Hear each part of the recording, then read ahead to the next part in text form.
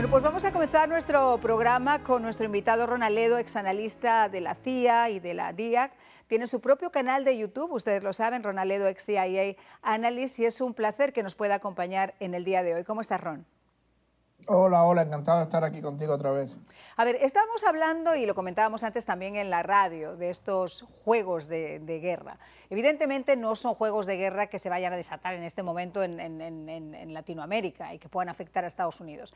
Pero sí hay un trasfondo de lo que puede ser espionaje, sí hay un trasfondo de lo que puede ser presencia y sí hay un trasfondo de lo que puede ser una intimidación hacia los Estados Unidos diciendo, un momento, tú estás ahí arriba, tus aliados en Europa están cada vez más cerca de mis fronteras, pero yo también tengo la posibilidad con mis aliados, que son Rusia y que son Irán, de estar en tu patio trasero.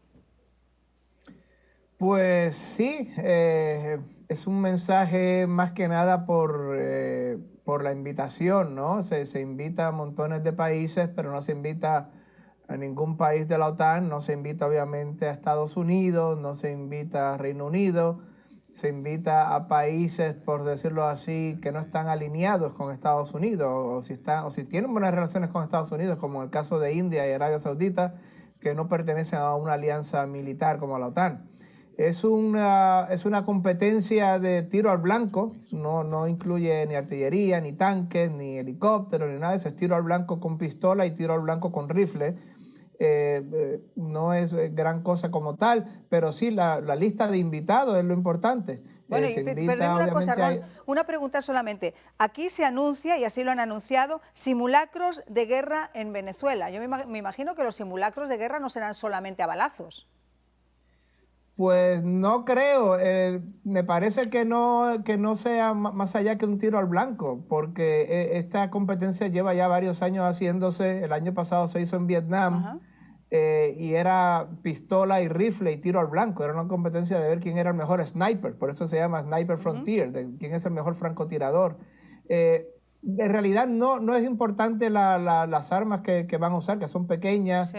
pero sí la lista de invitados, eso sí, tratan de hacer una especie de ser camaradas, de alinearse, de ser amigos. Mira, invitamos a grupos que no están en la OTAN, a ejércitos que no están en la OTAN a participar en esta competencia. Obviamente, pues no se invita a Estados Unidos, no se invita a Alemania, no se invita a Francia. Pues eso es lo importante. Y obviamente esto tiene que ver con la estrategia de los países comunistas que desgraciadamente se han extendido trágica y tristemente en Hispanoamérica, el último Colombia, que acaba de caer en manos del comunismo cubano, por decirlo así. Estos tratan de alinearse de la manera que pueden con otra gente, con países que no son Estados Unidos, con países que no son de la Unión Europea, y esto es una demostración más, esto es un símbolo más de esa alianza que tratan de hacer estos países comunistas en Hispanoamérica. Alianza y desafío, porque vamos a remontarnos solamente a unas semanas atrás. Vamos a pensar lo que está ocurriendo, por ejemplo, con ese avión que sobrevolaba territorio uruguayo, después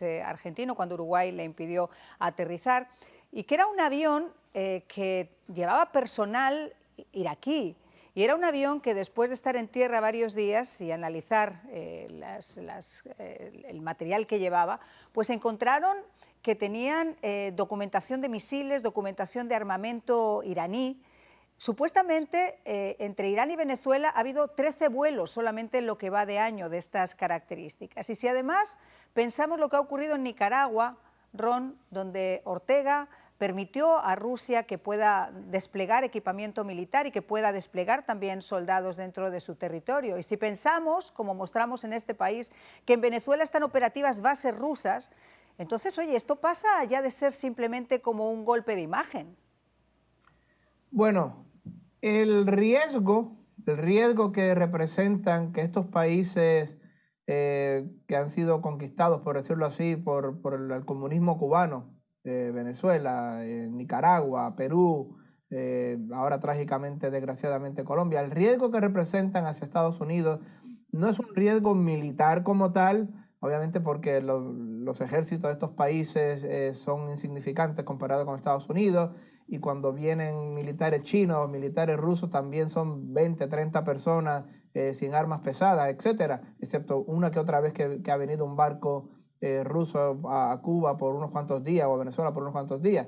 El riesgo real es espionaje, ese es el riesgo real, no militar como tal, pero espionaje. porque Cuba tiene bases, Lourdes y otras bases de lo que nosotros decimos SIGINT, Signal Intelligence, que lo que hacen es robar, hackear ondas de celulares, ondas de comunicaciones, hackear computadoras. Eso es importante y obviamente si lo hace también Venezuela con la ayuda de Rusia o China, o si lo hace Nicaragua con la ayuda de Rusia o China, estos satélites y estos que hackean y que son ciberespionaje hacia Estados Unidos, algo que está China haciéndolo muchísimo, es una de las prioridades de China, hacer ciberespionaje contra Estados Unidos, pues esto sí representa un riesgo a las empresas de Estados Unidos, a los sistemas militares de Estados Unidos. Hace unos años atrás se hackeó el sistema de open source del Pentágono. Todas esas cosas son peligrosas. Ahora mismo, por ejemplo, China tiene un centro de satélite enorme en Argentina, que realmente Argentina no gobierna, es China quien lo gobierna. O sea que eso es el verdadero peligro que representa, no militar como tal, no de tanques, ni de aviones, ni de artillería, pero sí de espionaje y de ciberespionaje específicamente, es un gran riesgo para Estados Unidos. Cuba, por ejemplo, espía muchísimo a Estados Unidos y le vende esos secretos por cash, por dinero sólido a los enemigos de Estados Unidos. Es exactamente lo que están haciendo también en Venezuela, lo que están haciendo ahora en Nicaragua, que están levantando además edificios en zonas muy propicias para poder levantar esos satélites y poder espiar con mucho mejor, ¿no? Pero hoy se ha dado también otra noticia, y es que por primera vez en una rueda de prensa conjunta, los jefes de las agencias de inteligencia del Reino Unido y el jefe de la inteligencia de Estados Unidos han hablado sobre la amenaza que representa China y han dicho concretamente que el país asiático, y les voy a leer textualmente lo que han dicho, la mayor amenaza a largo plazo para nuestra seguridad económica y nacional, han interferido en la política de nuestro país, incluyendo en las recientes elecciones. Y si hay una persona que sepa obviamente la amenaza que supone China, que se haya dado a la tarea de estudiarlo y además de escribirlo, y lo vamos a hablar después, es precisamente el doctor Rafael Marrero, que nos acompaña en el día de hoy. Muchísimas gracias por acompañarnos, Rafael. Un lujo para mí, gracias. Esto es la primera vez que dos agencias en conjunto emiten un comunicado como este. Es que es un secreto a voces en Washington. Lo que sucede es que la administración está cooptada y está sirviendo los intereses del régimen chino. El señor Biden responde claramente a los intereses del Partido Comunista Chino. Y ha dicho que iban incluso a limitar los aranceles, que iban a bajar los aranceles que Trump había puesto para que se pudiera beneficiar el negocio interno del país. Y por razones de seguridad nacional que pensó el presidente Trump. El señor Biden y su comitiva obviamente están respondiendo a los intereses económicos, políticos, sociales y militares del régimen chino. No han hecho absolutamente nada acerca del robo de propiedad intelectual, que es a razón de $600 mil millones anuales. Y ahora estamos ante una situación donde el país más próximo a nosotros, que es Cuba, está precisamente participando en la iniciativa de Franja y Ruta, de la nueva ruta de la seda, que es parte de la estrategia de cooptación del socialimperialismo chino. Ellos tienen actualmente bases de inteligencia de señales, como muy bien señalaba el señor Aledo, precisamente para interceptar comunicaciones, y también China está desarrollando ahora todo lo que es el poderío naval.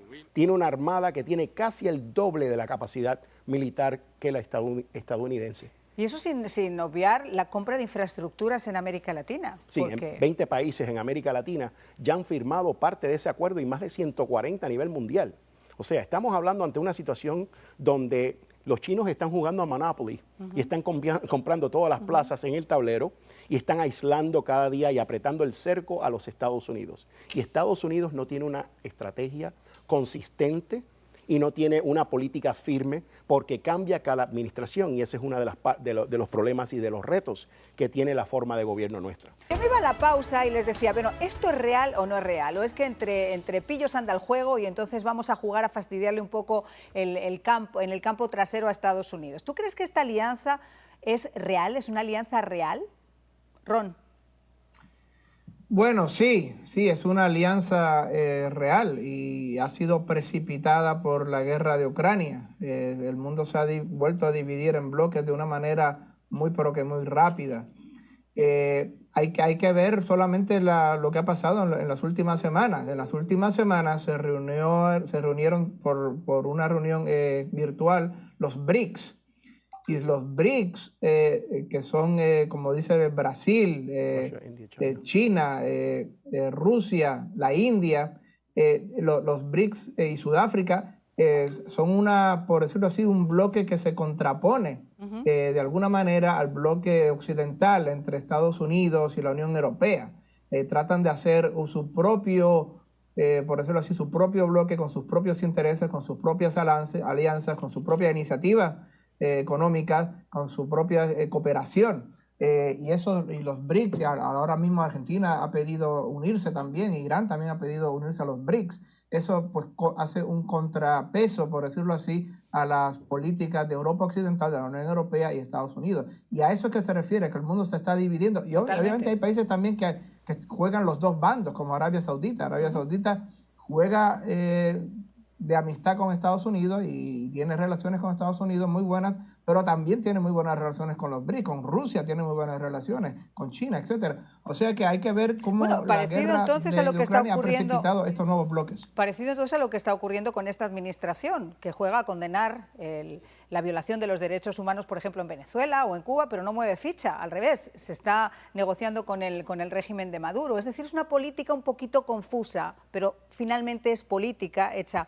por políticos. Ahora, Rafael, si tú ves el mapa, por ejemplo, de América Latina, asusta que después de que lograran además unir a ese grupo, a Colombia, cada vez es un mapa más rojo, o sea, queda realmente pues, Ecuador, que está en estos momentos también en veremos, porque Correa no deja de intentar también volverlo rojo, y poco más. Es decir, cuando hablamos de la injerencia de China y la injerencia de Rusia en América Latina, estamos hablando también de financiar candidatos, financiar campañas y empujar de alguna manera que ese continente sea completamente rojo. Perfectamente, y desde el punto de vista cultural, están empujando una línea de marxismo cultural, ideologías de género y fomentando todo este lavado de cerebro a través de toda América Latina. Los institutos Confucio, por ejemplo, se dedican a ello. También le pagan a los medios de prensa para cargar su propaganda. El China News Daily lo publica hasta el Chicago Tribune, hasta el Sun Sentinel, aquí, recibe dinero de los chinos. Sí. Así que esto es todo un andamiaje que ellos tienen un plan que se llama Made in China 2030, y ellos quieren que todo se fabrique en China para ese año, y quieren ser el país hegemónico mundial y quieren realmente desbancar a Estados Unidos, y han formado no uno, sino varios triángulos hostiles, como había en la década de los 80 en Centroamérica, con Nicaragua, con Cuba y con Granada. Bueno, ahora hay varios puntos de contención donde se están desarrollando focos de guerrilla urbana y también de narcoterrorismo. Fíjate que cuando hablamos, por ejemplo, en el foro, lo que escuchamos en el foro de Davos, de la famosa agenda y del nuevo orden mundial, por ejemplo, y ves que China está impulsándolo y ves que de alguna forma Rusia también lo está impulsando. Yo me imagino que el gran peligro ahora va a ser quién se pelee la hegemonía, entre Rusia o entre China, y a ver quién es el que gana. Si es por lo que ha demostrado Rusia sobre el tablero, yo creo que China, a pesar de que es silente, le lleva una enorme ventaja. Muy de acuerdo. De hecho, los chinos realmente los empujaron a tener este conflicto militar en Ucrania, porque es una guerra realmente de posiciones en cuanto a recursos naturales se refiere. Claro. Quien controla la armada a nivel mundial controla cielo, mar y tierra y el comercio. Desde ahí se puede gobernar territorios. Y han hecho, Ron, además un acuerdo en el tema del petróleo entre China y Rusia, justo yo creo que fue al poco tiempo del comienzo de la invasión. Y eso, quiero decir, pone también en cierto cuestionamiento el tema de las sanciones que el resto del mundo ha impuesto a China, ¿no? para obviarle comprar su petróleo. No, precisamente esa es la jugada, para poder vencer las sanciones que había puesto Estados Unidos y Europa a Rusia. Y a eso es que se refería Putin, a la cooperación extraordinaria y ahora mismo una cooperación muy íntima que va a haber entre Rusia y China. Rusia es la primera superpotencia nuclear del mundo, con más de 6.000 armas nucleares. Pero China tiene la segunda economía del mundo, necesita los recursos naturales de Rusia, y Rusia necesita vender sus petróleos, o sea que es una jugada perfecta. Y además a esto se une la India, Biden intentó que la India se uniera a Estados Unidos, que la India se uniera a Europa en las sanciones contra Rusia, y la India, estoy hablando prácticamente el 20% de la población está en India, de la población del mundo, está allí en India, el 15-20%, más de 1.000 millones de personas, dijeron que no se iban a sumar a Biden, que no se iban a sumar a Europa. O sea que ese trinomio ahí ya entre Rusia, China y la India, cooperando entre sí, ayudando a Rusia a vencer las sanciones, ya de por sí eso es un bloque aparte que derrota, si no derrota, por lo menos hace un gran contrapeso a Estados Unidos y Europa. El único contraste que hay es que mientras a Rusia le falta tiempo, a China le sobra tiempo, porque todo esto se lo han tomado con una calma inmensa, porque tienen perfectamente claro cuál es su objetivo, y el tiempo no es un problema, porque además recordemos que ni siquiera hay cambio de presidente. Exactamente. Ellos tienen planes no de 5, no quinquenales, tienen plan de un siglo, de medio siglo. El problema es que aquí cada 4 años cambia una administración y en realidad un presidente puede administrar por 3 años, el cuarto ya está haciendo campaña. Entonces no hay una continuidad política sobre las bases de lo que son prioridades de organización y de implementación de metas estratégicas. Cada vez que cambia un primer mandatario, entran 2.000 funcionarios de la más alta esfera del gobierno, que es lo que se llama el Senior Executive Service, que es la alta gerencia del gobierno. Ahí vienen los administradores nuevos y los directores de